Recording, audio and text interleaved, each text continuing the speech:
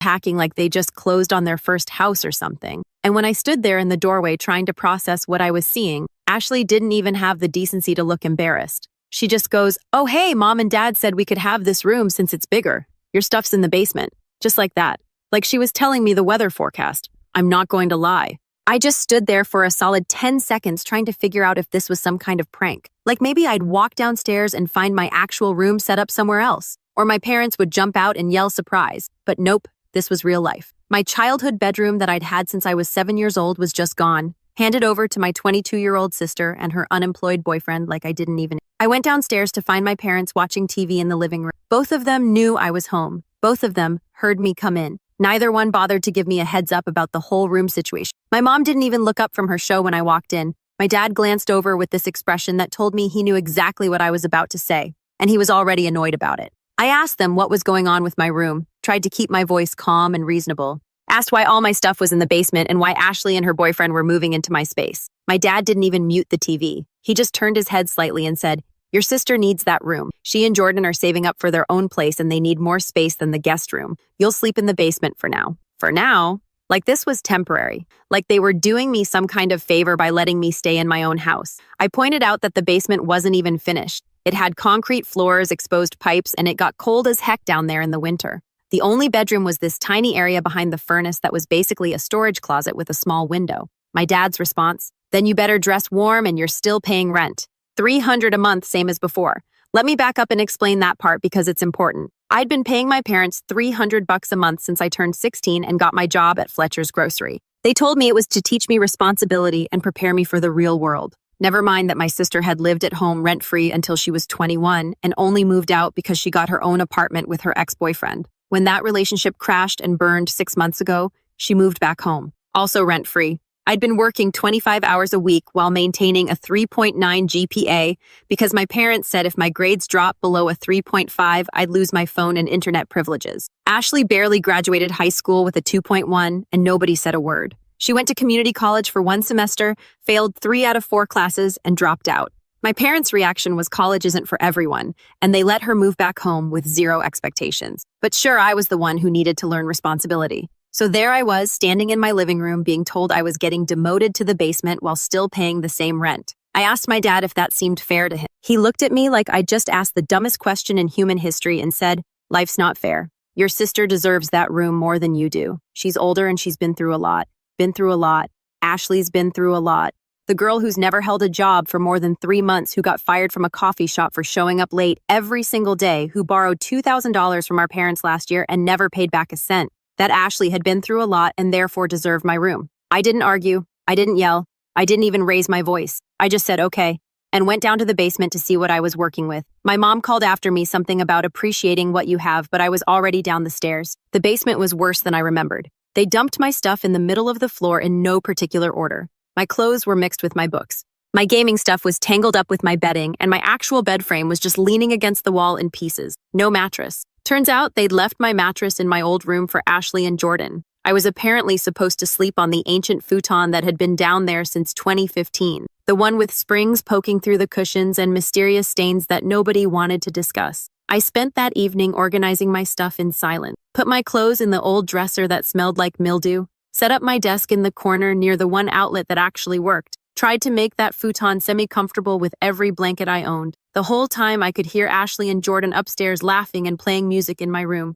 In my actual room where I'd done my homework for 9 years, where I'd learned to play guitar, where I'd stayed up late reading books with a flashlight under the covers when I was supposed to be sleeping. That night I barely slept. The basement got down to about 55 degrees and the futon felt like sleeping on a pile of broken dreams. I could hear the furnace kicking on every 20 minutes and the sound of Ashley and Jordan walking around above me. Around 2 o'clock in the morning, I heard them going at it, and I literally had to put my headphones in and blast music to drown it out. When I woke up at 6 o'clock for school the next morning, I was stiff cold and pissed. I went upstairs to take a shower and found Jordan in the bathroom. He'd been in there for 30 minutes doing his hair or whatever.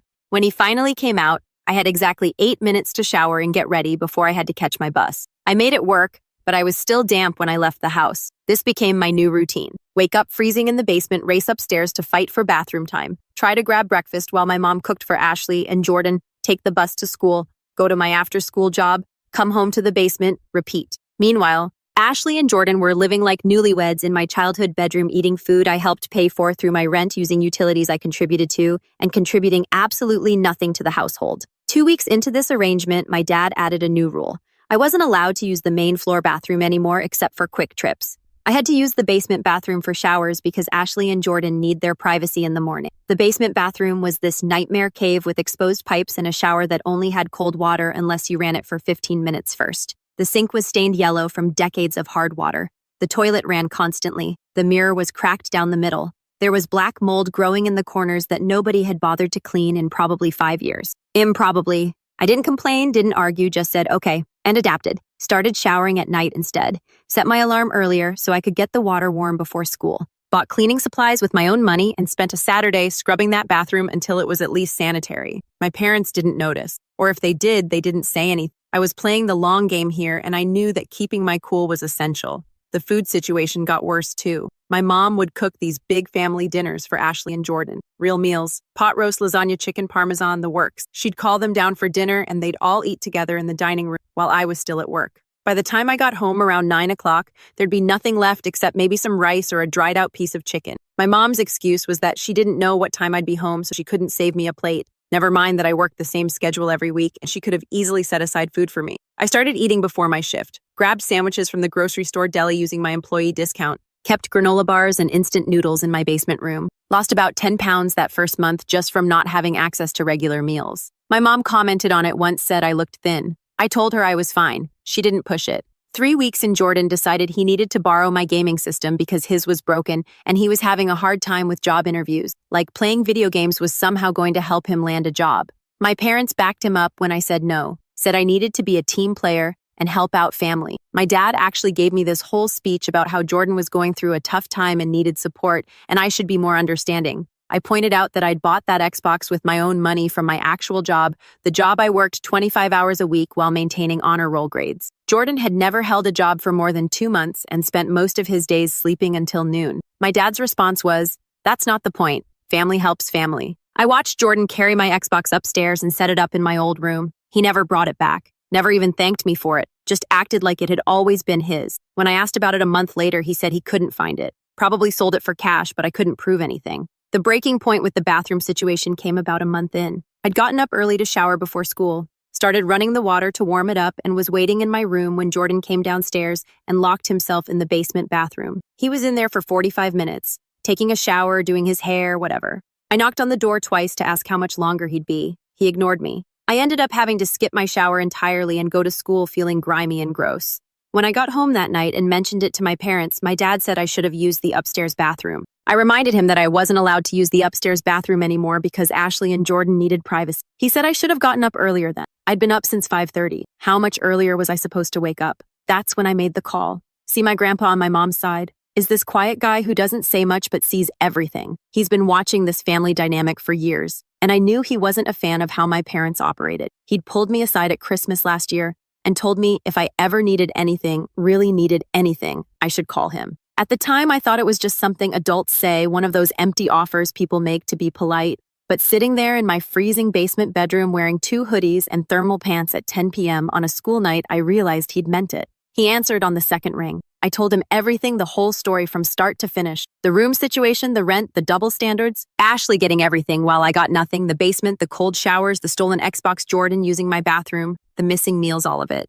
I didn't embellish, didn't exaggerate, just laid out the facts in the same calm voice I'd been using with my parents for the last month. My voice cracked a few times, but I kept it together. Grandpa listened without interrupting. I could hear him breathing on the other end of the line, but he didn't say a word until when I was done, there was this long pause, maybe 15 seconds of silence. Then he said, "Pack your essentials. I'm picking you up Saturday morning at 8 o'clock. Don't tell your parents." I asked if he was sure, told him I didn't want to cause problems between him and my mom. He said the only problem was that his daughter had forgotten how to be a parent and he wasn't going to watch his grandsons suffer because of it. Then he told me to get some sleep and he'd see me Saturday. I barely slept that night. Spent most of it lying on that awful futon thinking about what I was about to do. Part of me felt guilty, like I was abandoning my family or being dramatic, but the bigger part felt this weird sense of relief, like I'd been holding my breath underwater for a month and someone had just thrown me a life preserver. The next few days were surreal.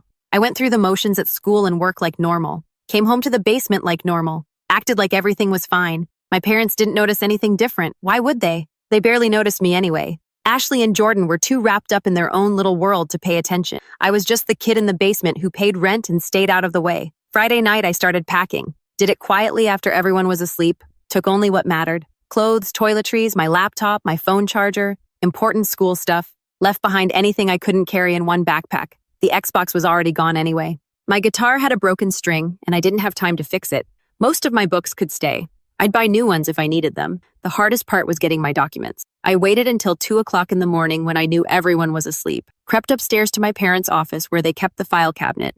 Found my folder, birth certificate, social security card, passport, immunization records, all of it. Took everything that proved I existed as a legal human being. My parents would probably notice eventually, but by then it would be too late. Saturday morning, I was waiting outside at 7:55 with a backpack full of clothes and my important documents. It was cold. Early November in the Midwest. Temperature probably in the low 40s. I could see my breath in the air. I sat on the front steps and waited. Part of me still couldn't believe this was really happening. Grandpa pulled up in his old truck at exactly 8 a.m. Same truck he'd been driving since before I was born. Dark blue Ford, F-150 with rust spots on the wheel wells and a dent in the back bumper from when he'd backed into a pole at Home Depot 3 years ago. I'd never been so happy to see a vehicle in my life. I threw my bag in the back and got in. He didn't ask if I was sure, didn't question my decision, didn't give me some speech about family or try to talk me into giving my parents another chance. He just looked at me, nodded once and said, "Seatbelt." Then he put the truck in gear and drove. We didn't talk much during the drive. Grandpa wasn't really a talker anyway.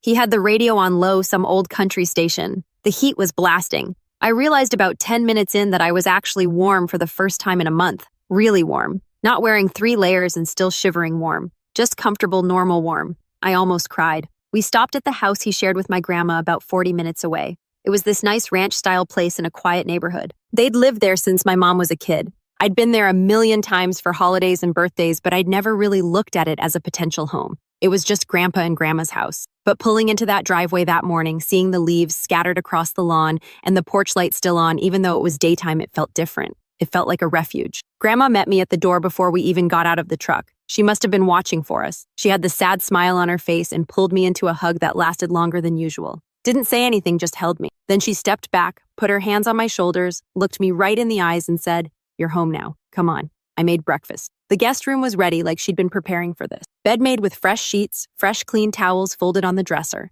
The closet was empty and ready for my stuff. There was even a desk set up in the corner with a good lamp and a cup full of pens. The whole room smelled like fabric softener and that specific scent that old houses have. It was the nicest bedroom I'd seen in a month. Grandma made pancakes and bacon, real breakfast hot food as much as I wanted. She kept refilling my plate without asking if I wanted more. Just watched me eat with this satisfied look on her face. Grandpa sat across from me reading the newspaper, occasionally glancing up to make sure I was okay. Neither of them asked me questions about what happened. They just let me exist in their space without pressure or judgment or expectation. After breakfast, Grandma showed me around, reminded me where everything was, even though I'd been in this house 100 times, showed me which bathroom was mine, told me where the extra blankets were. If I got cold at night, said I was welcome to any food in the kitchen whenever I wanted it. Didn't mention rent, didn't mention chores. Just said, "This is your home now," and left it at that.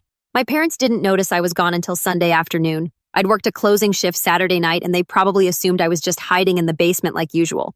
My mom called my phone around 2 p.m. Sunday. I didn't answer. She called 4 more times. Then my dad called. I ignored all of them. Finally, my dad texted, "Where are you? Get home now." I texted back, "I'm at Grandpa's. I don't live with you anymore." My phone immediately started blowing up. Calls, texts, voicemails. My mom was crying about how disrespectful I was being. My dad said I was making a huge mistake. Ashley called me dramatic and selfish. I blocked all of them. Monday morning, Grandpa drove me to school. He'd already handled the enrollment paperwork using his address, told me I could stay as long as I needed, no rent, no rules except keep my grades up and be respectful. His only requirement was that I keep working and save my money. That evening, my parents showed up. I watched from upstairs as my dad got out of the car and marched to the front door. Grandpa answered before he could knock. The conversation lasted maybe 5 minutes. Then Grandpa stepped back and shut the door in my dad's face. My parents sat in their car for another 10 minutes before leaving. Later, Grandpa told me my dad had threatened to call the police. Grandpa's response was, "Go ahead. He's 16 with his own income and documentation. You've been charging him rent and housing him in an unfinished basement with no heat.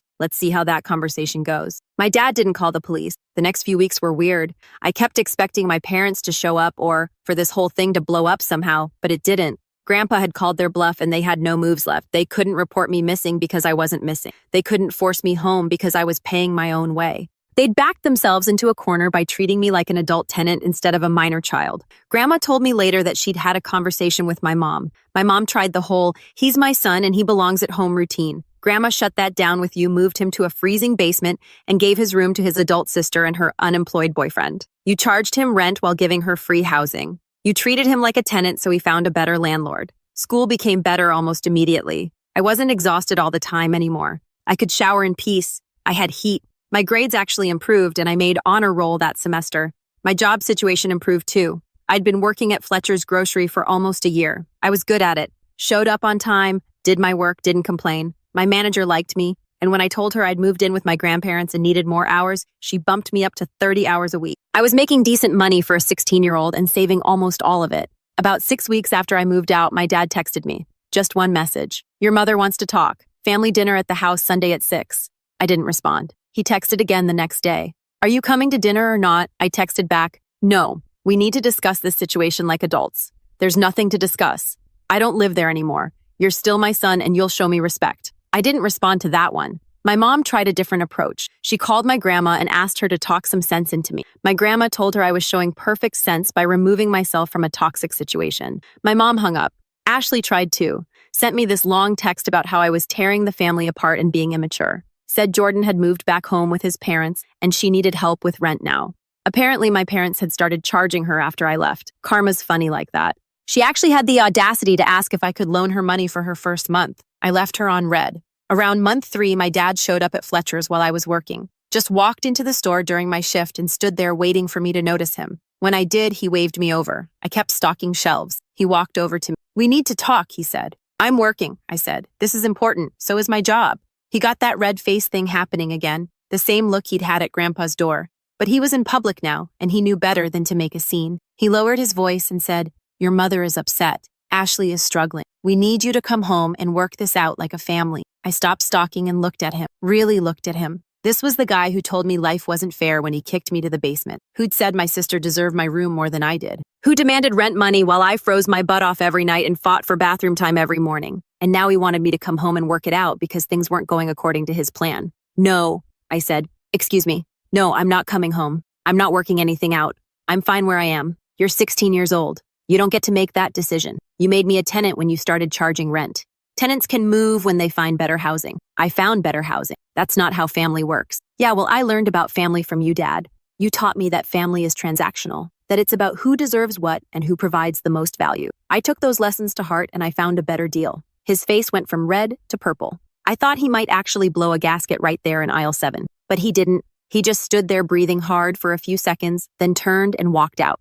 My manager came over after he left and asked if I was okay. I told her I was fine. She said if he came back and bothered me again to let her know and she'd call the cops. That was the last time my dad tried to talk to me in person. The text continued though. My mom would send these long guilt trip messages about how much she missed me and how hurt she was that I'd abandoned the family. My dad would send shorter, angrier messages about responsibility and respect. Ashley would pop in occasionally to complain about her life and how unfair it was that she had to pay rent now. I ignored all of it. Blocked them eventually when the messages got to be too much. Life at Grandpa's place was good, really good. I had my own room with actual heat. I could take hot showers whenever I wanted. Grandma cooked real meals that I didn't have to fight for. Grandpa helped me with my homework sometimes and never once asked me for rent money. They treated me like family, real family, the kind that actually gives a damn about your well-being. I kept working, kept saving, By the time I turned 17, I had almost $8,000 in the bank. My manager promoted me to shift lead, which came with a raise. I started taking online courses for business management,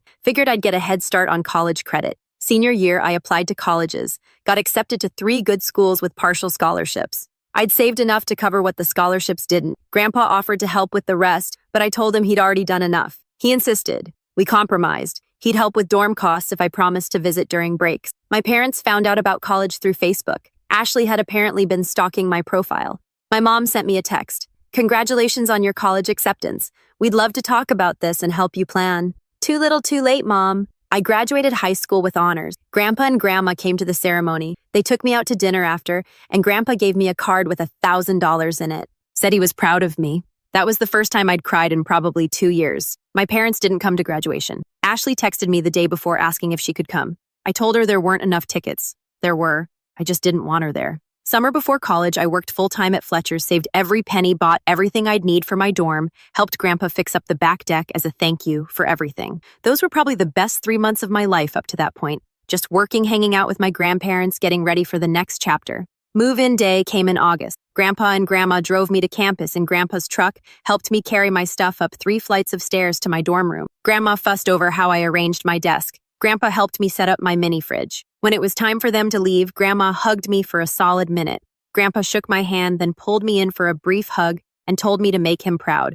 That first semester was rough academically, but I made it work. The classes were harder than high school. I struggled with calculus, initially spent hours in the tutoring center. My study habits from high school helped, but I had to adapt them. I joined the business club and the accounting society, made some friends. My roommate Jake was studying computer science. We got along fine. Sometimes we'd talk about life over midnight pizza. I told him my story. He said it sounded like a movie. First semester grades came back in December. I pulled a 3.2 GPA, not amazing but solid considering I was adjusting to college life while working part-time and being completely independent. Grandpa said he was proud of me. Winter break. I went back to Grandpa's house. My mom had texted asking if I was coming home for Christmas. I told her I already had plans. Christmas at Grandpa's was perfect. Small, quiet, actually enjoyable. Grandma made her famous ham. Grandpa and I watched football.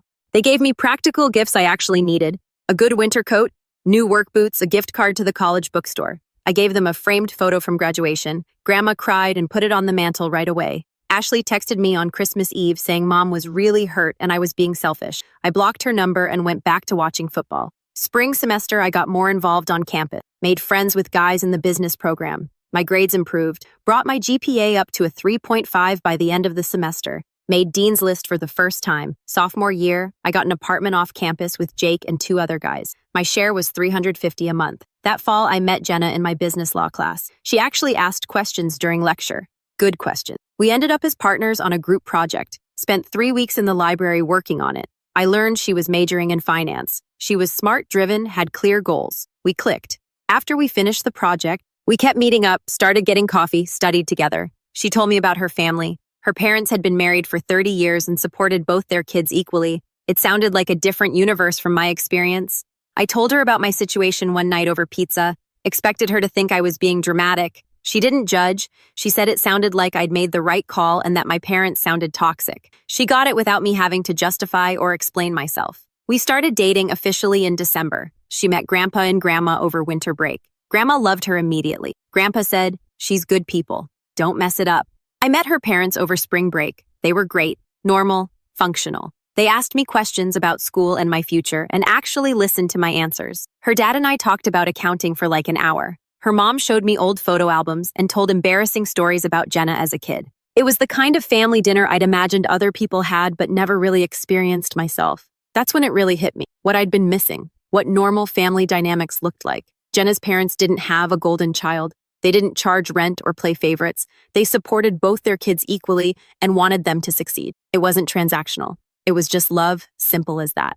Senior year, I got a job offer from the firm I'd been interning with. Good salary benefits, room for advancement. I accepted immediately. Graduated in May with honors and a 3.7 GPA. Grandpa and Grandma came to graduation. So did Jenna and her parents. We all went to dinner after and Grandpa picked up the check. My parents didn't come to this graduation either. My mom sent a card with $50 in it. I donated the money to a homeless shelter and recycled the card. I started my job in June, found a decent apartment near the office. Jenna and I moved in together in August. Life was good. I had a career, a girlfriend I loved, my own place, financial stability. My parents reached out occasionally over the next year. My mom would send Facebook messages. My dad would text with awkward attempts at conversation. Ashley sent me a friend request that I ignored. I kept them all at arm's length. Then Grandpa got sick. It started small. Forgetting things, getting confused. Grandma called me worried. The doctors said it was early onset dementia. I started visiting every weekend, helped Grandma with whatever she needed, took Grandpa to appointments. He'd forget my name sometimes, but he always remembered that I was important to him. My mom found out through social media. She called for the first time in over a year, wanted to know why nobody told her. I said maybe if she'd been more involved, she would have known sooner. She hung up.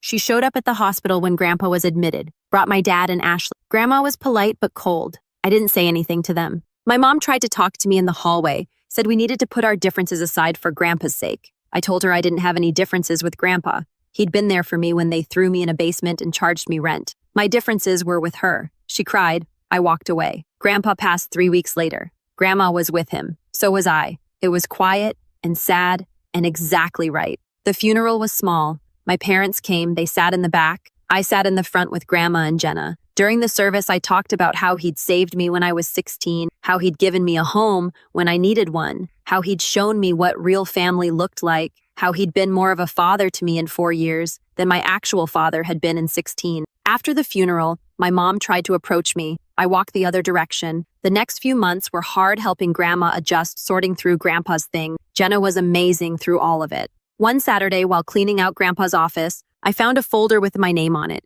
Inside were copies of every report card, certificate, award. I'd sent him, photos from my graduation. He'd kept it all. I cried for the first time since he died. Grandma found me there. Said Grandpa used to show that folder to anyone who'd listen, that he'd brag about his grandson who'd made something of himself. That made me cry harder. Life moved on. Jenna and I got engaged on our 3rd anniversary, started planning a small wedding, asked Grandma to walk me down the aisle since Grandpa couldn't. She said yes through tears. We set a date for the following spring. My mom found out about the engagement through social media. She called and asked why she had to hear about it from Facebook. I told her maybe if she'd been more involved, she would have known sooner. She asked if she was invited to the wedding. I said no. She hung up. The wedding was in April. Small ceremony, close friends, Jenna's family. Grandma, about 40 people total. Grandma walked me down the aisle. It was exactly what we wanted. My parents weren't there. The day before the wedding, my mom sent a long text about how hurt she was, how she was my mother and deserved to be there, how I was making a mistake cutting them out. I read it once and deleted it. Didn't respond. At the reception, Grandma gave a toast, talked about how I'd shown up at her door at 16 with nothing but a backpack and determination, how Grandpa had been so proud of the man I'd become, how family wasn't about blood, it was about who showed up when you needed them. The room got pretty quiet. Half the people there knew my story. Jenna and I bought a house a year later. 3 bedrooms, nice yard, good neighborhood. Had Grandma over for dinner every Sunday. Sometimes Jenna's parents would join us. My mom texted once asking for my new address. I didn't reply. 2 years after the wedding, Jenna and I had our first kid, a boy. We named him after Grandpa. Grandma came to the hospital the day he was born, held him and cried. Jenna's parents came that evening with balloons and flowers. My mom found out through a cousin's Facebook post 3 days later. She sent a text. I just found out I have a grandson. When can I meet him? I blocked her number. A week later, my parents showed up at our house unannounced, just pulled into the driveway on a Saturday afternoon. I was in the front yard with the baby in a carrier. They got out of the car, and my mom started walking toward me with this big smile like nothing had ever happened. I picked up my son and went inside, locked the door. My dad knocked for 5 minutes. I didn't answer. Eventually, they left. My mom tried calling from different numbers, left voicemails about grandparents' rights and how she deserved to know her grandson. I saved the voicemails in case I needed them later for a restraining order, but it never came to that. After a few weeks, the calls stopped. Ashley reached out a year later. Sent me a Facebook message saying she'd gotten her life together. Had a real job now, been at the same company for 18 months, was in a serious relationship with a guy who actually had his life together. Said she understood now why I'd left, that our parents had been wrong, that she was sorry for her part in it. I read the message twice, thought about it for a few days, then I responded. Told her I appreciated the apology, that I was glad she was doing better, that maybe someday we could talk, but I wasn't ready yet. She said she understood. We started texting occasionally after that. Nothing deep, just updates. She sent me a picture when she got promoted at work. I sent her one when my son took his first steps. It wasn't much, but it was something. She'd been 22 and stupid when the room thing happened. People changed. Maybe she actually had. My parents tried one more time when my son was 3, sent a letter through Ashley, said they'd been going to counseling, that they understood now how badly they'd messed up, that they wanted a chance to make things right, that they wanted to meet their grandson. I read the letter, showed it to Jenna. She said it was my call. I thought about it for a week. Then I wrote back, told them I appreciated that they'd acknowledged their mistakes, but that some things couldn't be fixed, that I'd built a good life without them, and I was keeping it that way, that my son would grow up surrounded by people who actually showed up when it mattered. I never heard from them again after that.